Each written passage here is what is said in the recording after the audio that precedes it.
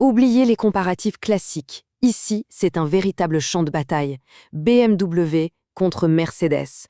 Deux géants, deux titans allemands qui se battent pour la couronne du luxe ultime. On va mettre de côté tout ce qu'on croit savoir. La guerre, elle commence maintenant. 791 chevaux. Voilà, c'est le chiffre à retenir. C'est la puissance maximale qu'on va trouver dans ce duel. On parle d'une force de frappe absolument brutale, qui vient dynamiter toutes les règles du jeu dans le monde des berlines de luxe.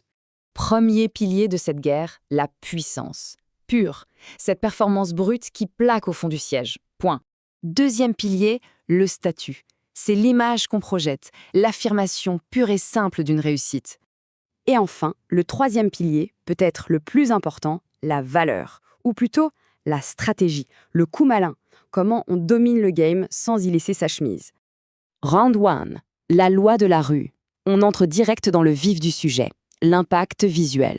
La première impression, celle qui compte. Laquelle de ces voitures impose sa domination dès le premier regard?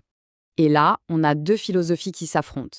D'un côté, la BMW, le disrupteur audacieux. Eux, ils ont pris le livre des règles du design et ils l'ont déchiré. C'est agressif. De l'autre, la Mercedes, le roi classique. Lui, il règne avec son élégance, une élégance qui traverse le temps. C'est le nouveau monde contre l'ordre établi. Cette citation d'Autoblog, elle résume tout.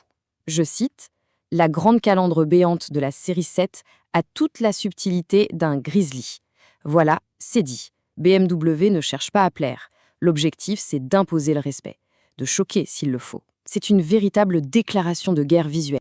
Round 2, le centre de commandement. Allez, on passe à l'intérieur. Et attention, on ne parle pas d'un simple habitacle. Non, c'est un centre de commandement, le cockpit depuis lequel on dirige son propre empire. Dans l'arme secrète de BMW, ils ont sorti l'artillerie lourde. Vraiment, une technologie qui n'a qu'un seul et unique but, pulvériser la concurrence. 31 pouces. Un écran de cinéma de 31 pouces qui descend du toit. On n'est plus dans le divertissement là, c'est une expérience immersive totale. Une pure démonstration de force technologique pensée pour les passagers arrière, ceux qui dirigent le monde depuis leur siège.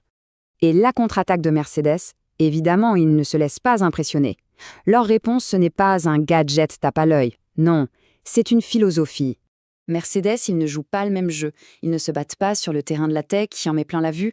Non, la riposte, elle est ailleurs. C'est le luxe pur, le luxe classique. Des appuis-têtes avec des coussins moelleux. Un éclairage d'ambiance qui apaise. Un confort absolu. On parle d'un sanctuaire qui isole complètement du chaos extérieur, pas d'une salle de cinéma. Round 3, la puissance brute. Ok, on oublie le design, on oublie le confort, maintenant, place aux chiffres. La puissance pure sans aucun filtre. On va regarder ce qu'il y a dans le cœur de la bête. Et là, on voit une différence fondamentale. La BMW 760i, avec son V8 de 536 chevaux, c'est déjà une machine de guerre, soyons clairs.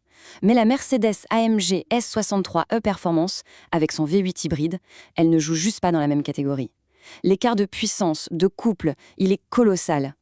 Le visuel parle de lui-même. 536 chevaux pour la BMW, 791 pour la Mercedes. Le résultat, c'est un chaos technique, c'est clair et net. Avec presque 800 chevaux, la Mercedes n'est pas juste plus puissante, elle est sur une autre planète. C'est la reine incontestée de la performance dans ce combat. Round 4, le coup de maître financier. Allez, le dernier round. Et celui-ci, il est crucial. Il ne s'agit pas de savoir qui dépense le plus, mais qui dépense le plus intelligemment. C'est le round pour ceux qui réfléchissent en termes d'investissement. Plus de 20 000 €. C'est la différence de prix qu'on peut trouver entre une série 7 neuve et une classe S équivalente.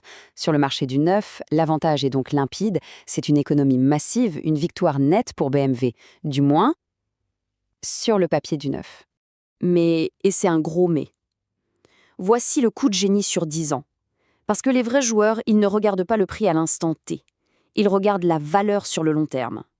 Et là, croyez-moi, le jeu change du tout au tout. Et voilà le point qui tue. Pour 10 000 €, on peut avoir une classe S de 10 ans. Alors que pour une voiture économique neuve, il faut compter 12 000 €. Réfléchissez-y. Pour moins cher qu'une petite citadine neuve, on peut avoir le vaisseau amiral de Mercedes, une voiture qui valait plus de 100 000 € à sa sortie. Là, on ne parle plus d'une dépense, c'est une acquisition stratégique. C'est acheter un statut, un confort de roi pour le prix d'un pion sur l'échiquier. Le verdict, votre coup gagnant. Alors au final, qui sort vainqueur? Eh bien la réponse dépend entièrement de qui on est, de sa philosophie. Le verdict final, c'est maintenant qu'il se décide. Le choix, au fond, c'est une question d'identité. La BMW allait pour le disrupteur tourné vers la tech. Celui qui veut casser les codes, qui est obsédé par la technologie de pointe et qui veut faire une déclaration forte, audacieuse. La Mercedes, elle, c'est pour le connaisseur, établi, celui qui est déjà arrivé au sommet, qui n'a plus rien à prouver et qui recherche simplement le summum du luxe, de la sophistication intemporelle. La question finale est donc simple, le disrupteur ou le roi? Dans cette guerre pour le luxe absolu, quelle philosophie l'emporte? C'est à chacun de décider. Le trône est à prendre.